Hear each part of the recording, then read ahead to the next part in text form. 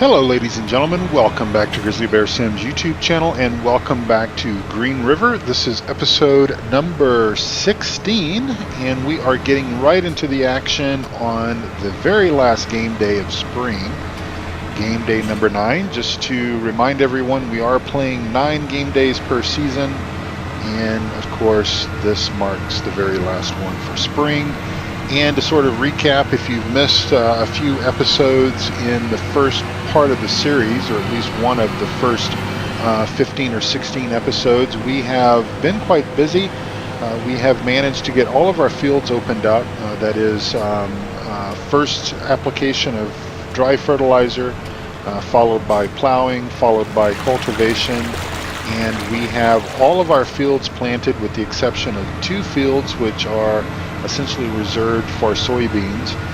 And so we'll get those done, and we're kind of in the window where we need to kind of get busy spraying and getting that third level of fertilization added to the mix. Basically, we are applying fertilizer at the time that we plant the seeds, so that's giving us our second level of fertilization, and then coming in after the fact and spraying liquid fertilizer to give us our third and final level of fertilization that we need. So we are just kind of getting started this morning, just after 6 a.m. here. Early bird gets the worm, right? So getting started here and getting our cows looked after. Let me do a little bit better job backing up here. Try to anyways. Hope everyone is having a wonderful day.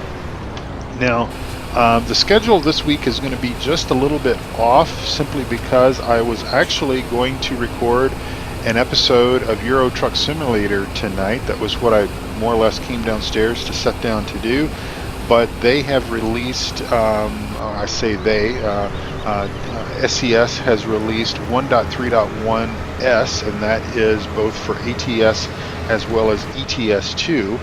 And so this is the much awaited, much anticipated, many people excited for update to ATS and ETS2. And this includes, I think, a new trailer type for ATS. I know it includes the airlines for ATS. I'm pretty sure probably for ETS2. Not 100% sure about that, but I know for ATS it does include the airlines. And then I believe for ATS it includes an additional road, a highway or something, maybe through one of the national parks that I was kind of alluding to a few episodes of ATS ago, kind of talking about that was kind of a sore spot for some people, because they didn't want to have, more or less, they didn't want to have a road through there, since trucks are not allowed to drive through it. And of course I shared my interest and more or less said, hey, more power to SCS. You know, if we can drive through something as beautiful as I think it's Yosemite, then hey, that's fine with me. So let me just pause for just 1 second here and bring up the animal menu so that we can take a look here and see. And I tell you what, let's just go ahead and set our parking brake for just a moment. We'll let that tractor idle for just a bit, and we're going to run over here and give water to both our sheep and our cows and get that done. Then we are going to quickly head over to the pig facility. We're going to grab our pig trailer, and we are going to go and sell our first 13 pigs that we've raised. So we've managed to raise 13 pigs in 9 days, I suppose, or 9 game days, as it were. And so that's all good and everything. So let's just see if that's bringing the water up on both sides. That's good. I can do the other items off camera and get that done. So we'll just head over here. I think we'll quickly nip by, grab our eggs, because it's been a few days since we've done that, and we certainly don't want to run the risk of having any of our eggs spoil. And so yeah, so pretty exciting times as far as ATS and ETS2 is concerned. The reason why I am not recording an episode of either of those this week, and I really don't know when I'll get a chance to record an episode, it definitely won't be this week, so you're going to get pretty much all farm sim content, I do believe, and I'm going to try to give you 4 videos. If not, it may just be 3 this week. But Anyway, because the games have updated both ETS2 and ATS, I have some mod conflicts with ATS, and of course I've got mod conflicts with Pro Mods on ETS2. So it may take just a little while, maybe a week, maybe 2 weeks before those mods get updated and get pushed out to the game. And so I would rather just err on the side of caution and just wait for those mods to get updated, like Pro Mods. I'm not so worried necessarily about the Coast to Coast mod for ATS. I can get that loaded up, anytime that is convenient. We're not really spending a whole lot of time outside of New Mexico, Nevada, Arizona, and California as far as ATS is concerned right now. But certainly we might want to explore some of those regions later on. But definitely Pro Mods is one of my favorite for ETS2, just simply because it does add so much more to the map and everything. And so I would rather just kind of wait, and we'll eventually pick things back up in I think we were in Italy there for ETS2. So let me get backed up to this trailer here. And let's see, we dropped our weight because we rolled back just a little bit. There we go. And so we're going to come up, and let me just jump out. And while we're here, we'll go ahead and give them some water. They don't need much, but hey. Yeah. Okay, our pigs are rather well mannered. They will just kind of wait until it's their turn to walk into the trailer. So let's go ahead and get this backed up to our loading area here. And this trailer, I do believe, is a mod. I can't remember for sure, but I believe it is a mod. And of course, with all the mods, you'll find those mods on my mod spreadsheet. But I'm pretty sure that it is one. So let's go ahead and get these back doors open. And of course, that squeaking and everything is the immersion from that squeaky door, which is kind of cool. And let's bring up our menu here, and we're going to load 13 pigs because that's what we can hold, and that's what we have above 100. So we're going to be left with 100 pigs.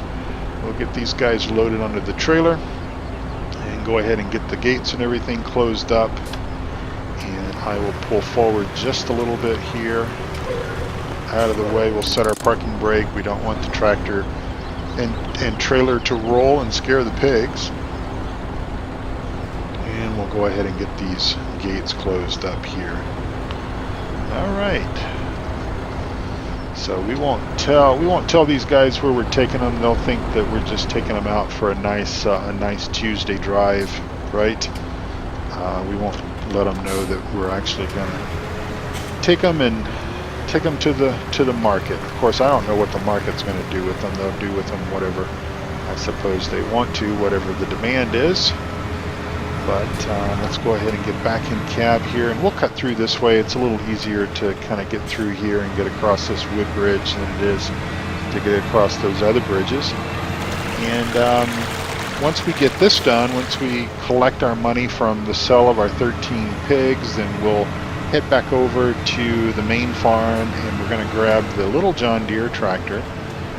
We've already got it connected to the sprayer. We've already got the sprayers filled with liquid fertilizer, and then we're going to get out onto the first wheat field and go ahead and get that fertilized, get that sprayed, and that way we're just kind of making sure that we don't forget anything. We'll kind of spray our fields as we planted them, sort of in that order.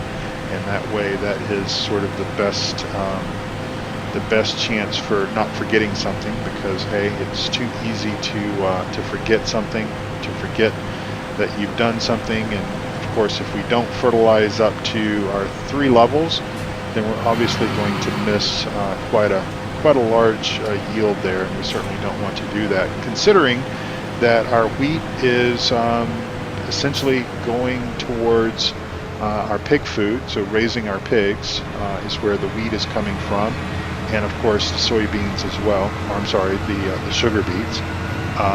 And then Canola is obviously going in the biodiesel facility, and of course the straw that we have left over that we don't have a need for, then we'll obviously put some of that in the compost facility. That way we can continue to make some money. All right, so here is the animal lot here right next to our sugar beet field, and let's see where we need to deposit these guys. Right over here, perhaps. Nice big loading zone as we kind of go through the see-through building there.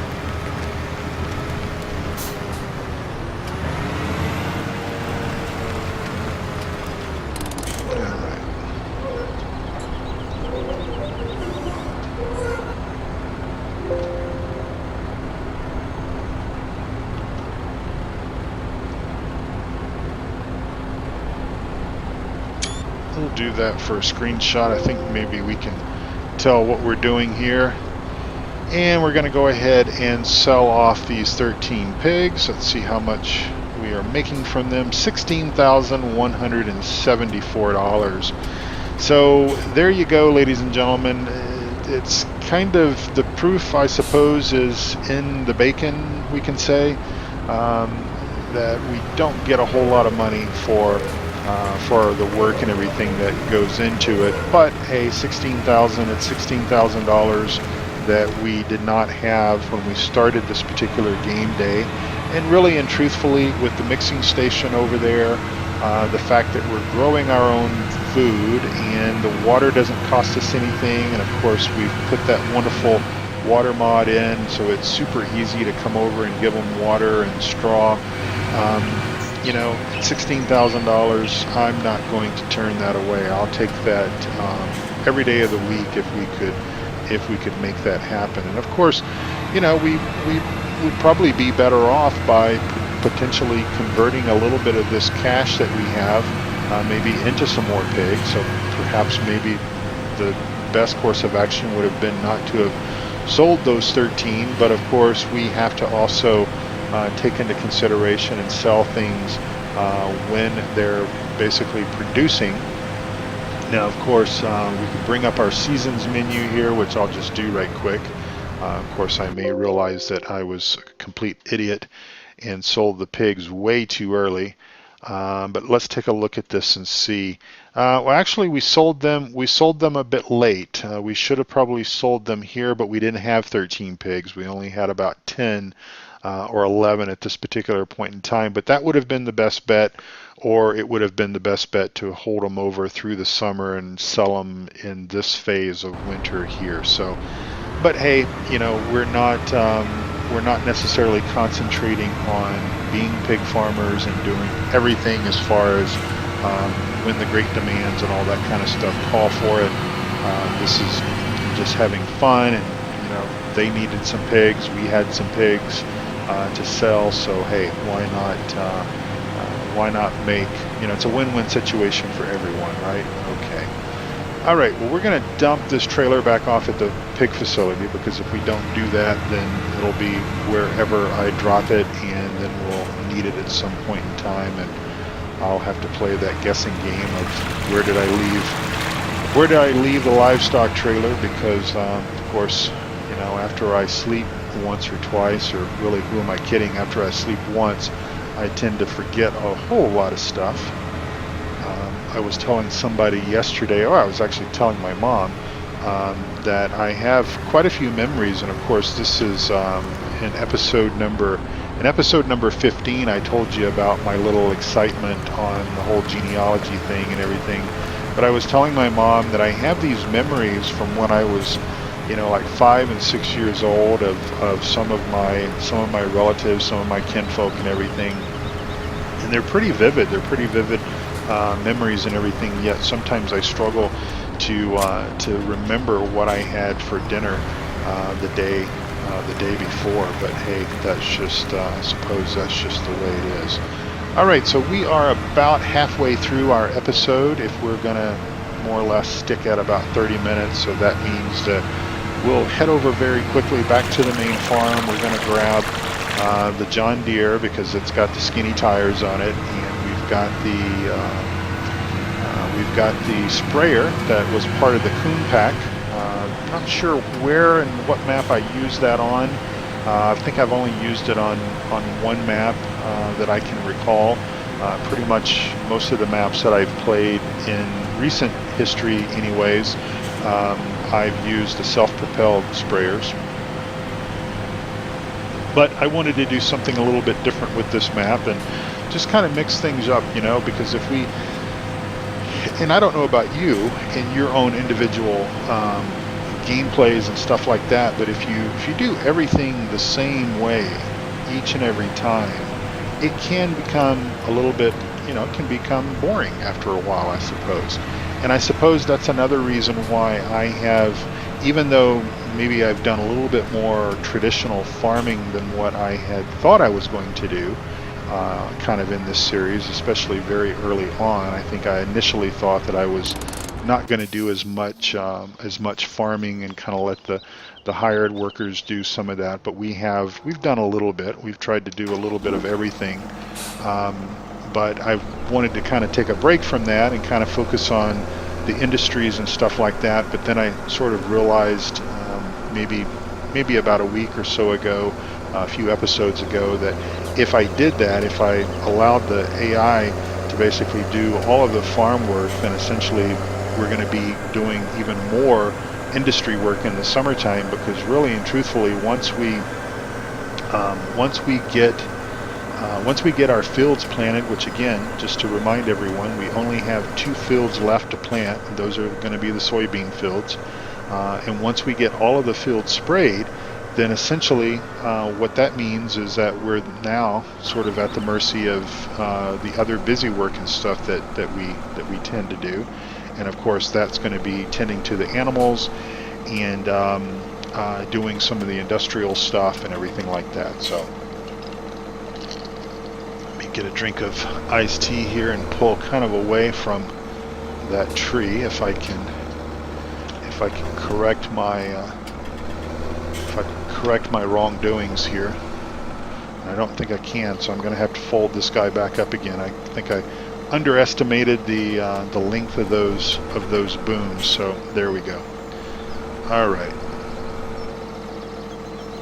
so we'll go ahead and get this guy spread out here and turn him on, and we'll do a little bit of spraying until we've hit our magic number of close to 30 minutes, and then I'll let you guys get on with what else you have to do on this day, whatever day this is. I'm not 100% sure if it's going to be Thursday that you watch this or Friday that you watch this. It just really kind of depends. I think my schedule got thrown off just a little bit when I fired up ETS2 and saw that it had updated and saw that I was having some mod conflicts and everything. And I know I could go in and disable the mods, and of course that is the right thing to do if you want to continue to play the game, but because I'm not necessarily in a hurry to, you know, record anything that's not really what the main content of the channel is. It's just kind of a little bit of a variety, if you will, just to kind of give me something else to do and give you guys something else to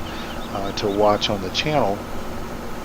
So I can certainly wait, and that's going to be more or less my plan, is to wait just a little bit, and we'll enjoy it all together once some of those mods get released. And I think it was really only with ATS, it was only one mod that was a problem. Obviously Coast to Coast would be a problem as well, but with ETS2 it really was the Pro mods that was throwing the problem. So I really like those. I like that mod. I like that what those maps do for the game, and so I would rather have those than not have them. And so if that means just waiting a little bit, then I'm okay with that. They're top quality mods. As a matter of fact, I mean, of course, with Pro mods, you do have to have the DLC packs, at least some of the older map DLC packs with ETS2. But it really is worth it. Having Pro mods installed with ETS2, it really gives you so much more. And of course, I've said this before, and I'll go ahead and say it again, I really wish that ProMods or somebody like ProMods would choose to put out some really quality map mods for ATS, like in the ProMod scheme. Because otherwise it's going to be, it's going to be such a long time before, or potentially, it's going to be such a long time before we have a whole lot of coverage within the ATS world. These booms on this sprayer are just massively long, and unfortunately, this is not one of my favorite things to back. These little short wheel-based, trailers, because they are kind of squirrely, and if you don't get your turn and everything in just right, then you end up like me, having to hit a tree and then back up and all that kind of stuff. So don't do as I do, in other words, I guess I should say. So the wheat looks good. It'll be good to get it in, to get something, some other things to do. Of course, we need the straw. We probably need the straw a lot worse than we actually need the wheat, but of course, to get the straw, we've got to harvest the wheat, and we can't harvest the wheat until the wheat is ready, and we can't harvest the straw until we've harvested the wheat. So it's kind of a tricky situation that we're in there, but I have made some phone calls around, and if we do get to a point to where that we are in a bind for some straw for bedding purposes and stuff like that, we can certainly buy up a few bales, and we can certainly do that, and most likely will need to do that possibly before our wheat harvest comes in.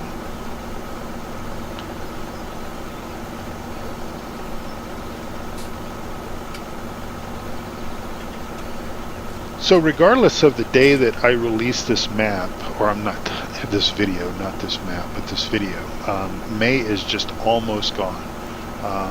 If you end up getting 4 videos this week, then you're probably you may be watching this video on Thursday the 30th of May, or 31st of May, or maybe you're going to watch this on Friday the 1st of June. I don't know. I'll have to kind of figure out what is going on and everything with my schedule and all that kind of stuff, but regardless, May has just really slipped by pretty quick. I think for me, the first part of May was I was without a gaming machine. That was the Beast version 4.